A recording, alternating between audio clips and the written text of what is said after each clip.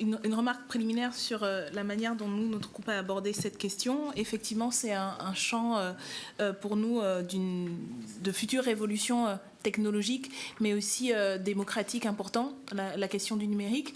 Et il est crucial d'être à l'avant-garde dans ce domaine-là, même si...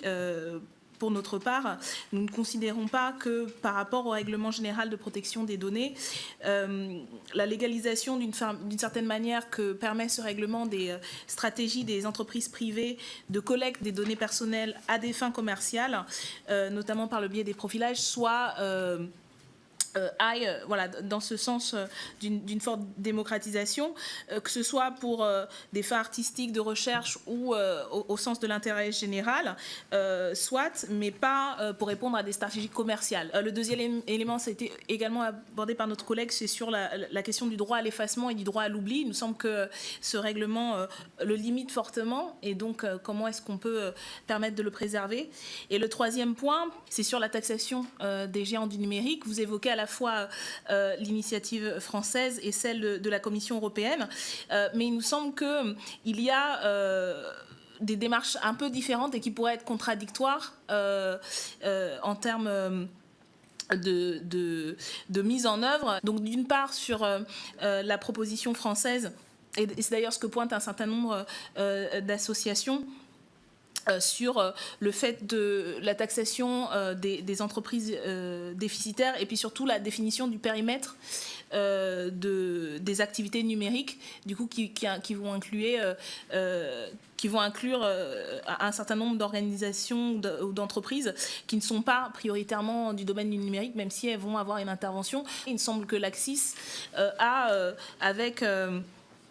les trois indicateurs d'activité, un champ plus large. Donc voilà, on peut dire que c'est complémentaire, mais d'une certaine manière, voilà, sur quel projet mettons la priorité et quel projet va-t-on mettre en œuvre sur le point que vous avez mentionné, Madame Obono, alors qu'était la fiscalité des plateformes. Vous savez, moi, il y a quelques mois, quelques années même, puisque Internet a commencé il y a quelques 15 ans maintenant, avec Alta Vista, les premiers moteurs de recherche, Netscape, etc., etc. On a oublié les noms de ceux qui avaient eu du succès et qui ont disparu entre-temps. Mais la question de la fiscalité des plateformes, qui sont ensuite venues sur ce réseau Internet, elle s'est posée depuis longtemps. Il y a quelques semaines, quelques mois, il y a eu des initiatives qui ont été portées, et notamment une initiative française à laquelle personne ne croyait, puisqu'on disait que c'est impossible qu'on puisse porter l'idée de fiscaliser les activités de plateforme. J'observe aujourd'hui, sans que ce soit totalement abouti, et on a rappelé qu'on était aujourd'hui dans l'attente d'une décision de l'OCDE, en tout cas d'une contribution de l'OCDE sur l'avancement de ce projet, mais en tout cas, ce qui était inconcevable il y a encore quelques semaines et quelques mois, c'est-à-dire la taxation des activités de plateforme en fonction de leur localisation dans les pays sur leur chiffre d'affaires, est aujourd'hui un sujet qui réunit un certain nombre de pays, et pas des moindres, au sein de l'Union européenne. Donc je suis rarement ni un total paranoïaque ni un total bisounours, mais je crois qu'on avance sur le sujet. Je comprends les impatiences, parce que ça n'a que trop duré, mais je veux croire que les efforts aujourd'hui, qui sont d'ailleurs plus des efforts solitaires, puisqu'ils ont été rejoints par d'autres, porteront très vite. Voilà.